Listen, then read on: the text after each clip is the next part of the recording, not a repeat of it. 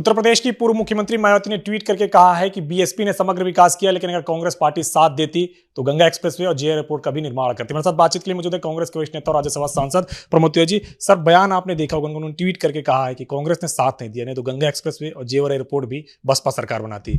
मैं बहुत आदर के साथ इतना ही कहना चाहता हूं कि जितना और आपने निर्माण किया उसमें तो हम थे, उसमें तो कांग्रेस पार्टी का सहयोग था। अगर आप इशारा है आपका यमुना एक्सप्रेसवे, जो आपने एक प्रमुख उद्योगपति जेपी से बनवाया था, उसके बनने पर हम आपके साथ थे। परंतु जिस तरह किसानों की जमीन कौड़ियों के दाम ली जा रही थी, जिस तरह किसान विरोध कर रहे थे, उन पर बल प्रयोग हो रहा था, और जहां से यमुना एक्सप्रेसवे गुजरा उसमें आवास के नाम पर, इंडस्ट्री के नाम पर जो जमीन आवश्यकता से कई गुना अधिक और जो सरकार का रेट था उससे कम पे ली जा रही थी, हमारा विरोध उसका था। और ये विरोध हमेशा हम करेंगे, चाहे जो भी सरकार रही हो, जो किसानों की जमीन को विकास के लिए ले परंतु उसका उचित मुआवजा नहीं देगी, तो हम निश्चित रूप से, हमारा विरोध उस बिंदु पे था। कभी यमुना एक्सप्रेसवे के निर्माण पर हमारा विरोध नहीं था। जहां तक सवाल है गंगा एक्सप्रेसवे का, हमने तो उसका चर्चा भी नहीं सुनी थी आपकी सरकार में। आपकी सरकार की तरफ से वो विधानसभा में भी नहीं आया, तब तो मैं विधानसभा में था। ना ही आपकी सरकार की तरफ से कहीं जमीन एक्वायर हुई थी, तो इसलिए उसके बारे में चर्चा करना ही बेकार। जेवर एयरपोर्ट का भी उन्होंने जिक्र किया है, एशिया का दूसरा सबसे बड़ा एयरपोर्ट बनने जा रहा है, जिस बात का जिक्र उन्होंने आज किया है। मैं फिर कह दूं, जेवर एयरपोर्ट बने, इसके हम पक्षधर हैं। हमारी नीति हमेशा से ही रही है कि किसान को उसका उचित मुआवजा मिलना चाहिए।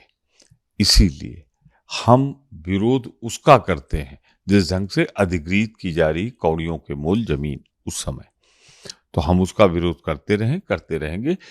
निर्माण भी हो, विकास भी हो, प्रगति भी हो, पर किसान की जमीन छीन करना हो। सर, इससे इधर एक सवाल है, जिस तरीके से उत्तर प्रदेश में निकाय चुनाव होने वाले, हिंदू महासभा ने मेरठ में बयान दिया है कि अगर उनका मेयर निर्वाचित होता है तो मेरठ का नाम बदल के नाथूराम गोडसे किया जाएगा। भाजपा का असली चाल, चरित्र, चेहरा सामने आ गया। वही तो परिवार है, भाजपा परिवार।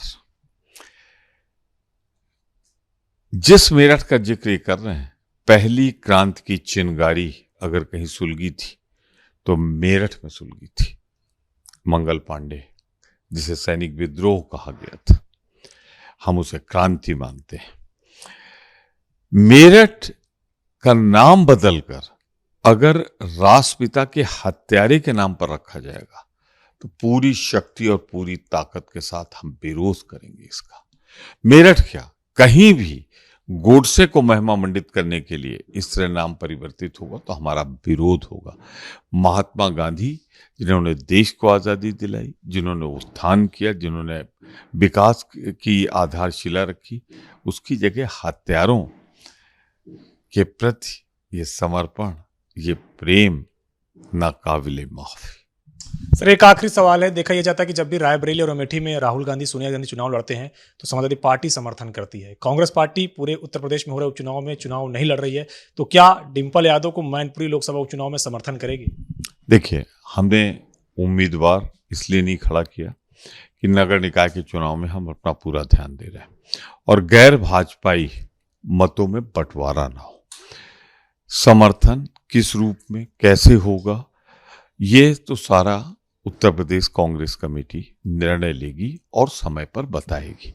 परंतु हम चाहते हैं कि जो भाजपा को हराए उस सशक्त रूप से हराए, और हम उसमें बाधा नहीं बनना चाहते। शुक्रिया हमसे बातचीत करने के लिए कांग्रेस के वरिष्ठ नेता प्रमोद तिवारी, जिनका कहना है कि जो बीजेपी को हरा सकता है वो सशक्त रूप से हराए, उसमें हम बाधा नहीं बनेंगे। हालांकि बीजेपी लगातार कह रही है कि वो मैनपुरी लोकसभा उपचुनाव जीत लेगी। नतीजे 8 दिसंबर को आएंगे, देखना है कि क्या कुछ रहता है। कैप्शन धर्मतरंग के साथ अविनाश तिवारी, एबीपी गंगा, दिल्ली।